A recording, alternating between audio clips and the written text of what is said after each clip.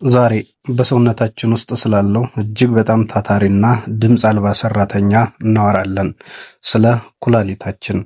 ብዙዎቻችን ኩላሊታችን ስራ የሚያቆመው በከባድ በሽታዎች ወይም በድንገተኛ አደጋዎች ብቻ ይመስለናል።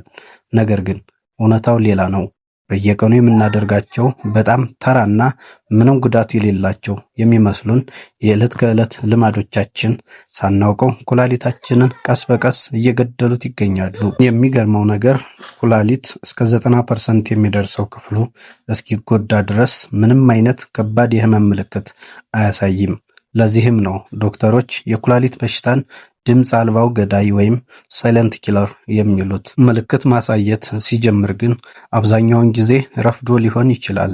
በዛሬው ቪዲዮአችን በአሁኑ ሰዓት እያደረጋችሁት ሊሆን የሚችልና ኩላሊታችሁን ለከፍተኛ አደጋ እየዳረጉ ያሉ 5 የተለመዱ ልማዶችን እና ሳይንሳዊ ምክንያቶቻቸውን በዝርዝር እንመለከታለን። ሕይወታችሁንና የጤናችሁን ጉዞ ሊቀይር ስለሚችል እስከ መጨረሻው ሰከንድ ድረስ በትኩረት ተከታተሉኝ። የመጀመሪያውና ቁጥር 1 ልማድ በቂ ውሃ አለመጠጣት ነው። የኩላሊት ዋና ተግባር በደማችን ውስጥ ያሉ መርዞችን፣ አላስፈላጊ ማዕድናትንና ቆሻሻዎችን አጣርቶ በሽንት መልክ ማስወገድ ነው። ይህንን ስራ ለመስራት ደግሞ ከፍተኛ ፈሳሽ ያስፈልገዋል። በቂ ውሃ በማንጠጣበት ጊዜ ደማችን እየወፈረ ይሄዳል። ኩላሊታችንም ቆሻሻዎችን ለማጣራት በከፍተኛ ሁኔታ ይጨነቃል። በዚህ ጊዜ መርዞችና ማዕድናት ሳይወገዱ በኩላሊት ውስጥ መከማቸት ይጀምራሉ። ይሄ ደግሞ ከባድ ህመም ወደሚኖረው የኩላሊት ጠጠር ወይም ኪድኒ ስቶንስ እና ቀስ በቀስ ወደ ኩላሊት መድከም ያመራል።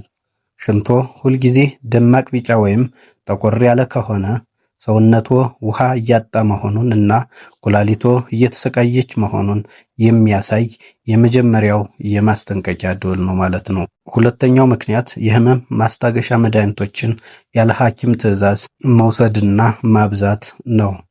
ይህ ማህበረሰባችን ውስጥ በጣም የተለመደና አስፈሪ ልማድ ነው። ትንሽ ራስ ምታት፣ የወገብ ህመም ወይም የጡንቻ መረጃ ሲሰማን ወደ ፋርማሲ በመሄድ እንደ ዲክሎፌናክ፣ ኢቡፕሮፊን ወይም ናፕሮክሰን ያሉ የህመም ማስታገሻዎችን ዝም ብለን እንውጣለን። እነዚህ መድኃኒቶች ህመሙን ለጊዜው ያስታግሱት እንጂ ወደ ኩላሊት የሚሄደውን የደም ፍሰት በከፍተኛ ደረጃ ይቀንሱታል። እነዚህን መድኃኒቶች በየቀኑ ወይም ለረጅም ጊዜ አዘውትሮ መጠቀም የኩላሊት ቲሾዎች እንዲሞቱና ስራቸውን እንዲያቆሙ ያደርጋል ማለት ነው። ማንኛውንም መድኃኒት ከመውሰዳችሁ በፊት ሁልጊዜ የህክምና ባለሙያ ማማከር እንዳለባችሁ አትርሱ። ሶስተኛውና ዋናው ምክንያት ደግሞ ጨው ወይም ሶዲየም ማብዛትና የተዘጋጁ ምግቦችን መጠቀም ነው። ሶስተኛው ልማድ በምግባችን ውስጥ ጨው ማብዛት ነው። ጨው ወይም ሶዲየም በሰውነታችን ውስጥ ፈሳሽ እንዲከማች ያደርጋል። ይህ ፈሳሽ ሲከማች ደግሞ በደም ቧንቧዎቻችን ላይ ጫና ይፈጥርና የደም ግፊትን ይጨምራል። ከፍተኛ የደም ግፊት ደግሞ የኩላሊት ዋነኛው ጠላት ነው። በኩላሊት ውስጥ ያሉትን ጥቃቅን የደም ማጣሪያ ቧንቧዎች ያጠነክራቸዋል፣ ይጎዳቸዋልም። በነገራችን ላይ ጨው የምናገኘው ከማብሰያ ጨው ብቻ አይደለም። በሱቅ ውስጥ የምንገዛቸው ቺፕሶች፣ የታሸጉ ምግቦችና የተሰሩ ሾርባዎች ከፍተኛ የሆነ የተደበቀ ጨው ይይዛሉ። አራተኛው ሽንትን አምቆ መያዝ ነው። አራተኛው ልማድ በተለይ በስራ ተጠማጅ በሆኑ ሰዎች ላይ የሚታይ ነው። ሽንትን አምቆ መያዝ። ስራ ስላልጨረስን ወይም ደግሞ ንጹህ መጸዳጃ ቤት ስላላገኘን ሽንታችንን ለሰዓታት አምቀን እንይዛለን። ይህ ልማድ በፊኛችን ላይ ከፍተኛ ጫና ከመፍጠሩም በላይ ባክቴሪያዎች በሽንት ቧንቧ ውስጥ በቀላሉ እንዲራቡ ምቹ ሁኔታ ይፈጥራል ማለት ነው። እነዚህ ባክቴሪያዎች ወደ ላይ በመጓዝ ኩላሊት ላይ ሲደርሱ ፓይሎኔፍራይተስ የተባለ ከባድ የኩላሊት ኢንፌክሽን ያመጣሉ። ይህ በተደጋጋሚ ሲከሰት ደግሞ የኩላሊትን ማጣሪያ አካላት እስከ መጨረሻው ያወድሟቸዋል ማለት ነው።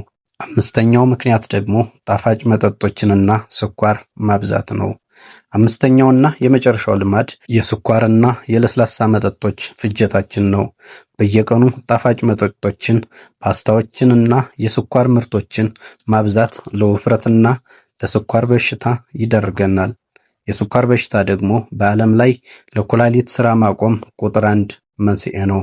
ከዚህ በተጨማሪም በለስላሳ መጠጦች ውስጥ የሚገኘው ፎስፈሪክ አሲድ የተባለው ንጥረ ነገር በኩላሊት ውስጥ የጠጠር መፈጠርን በከፍተኛ ሁኔታ እንደሚያፋጥን የሕክምና ጥናቶች ያረጋግጣሉ።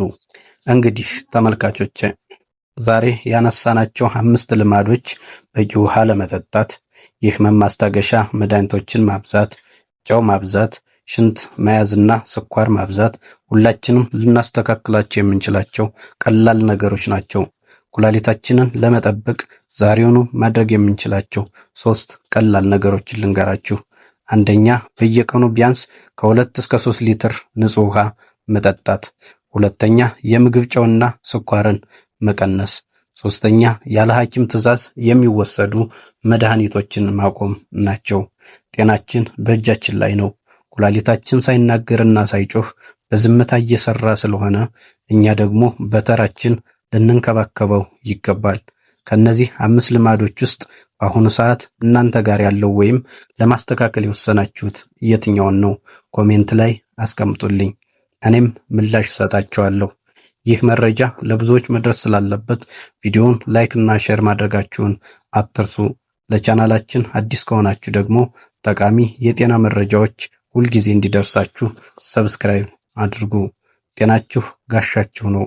በሌላ ቪዲዮ እስከምንገናኝ ድረስ ሰላም ቆዩልኝ። መልካም ጊዜ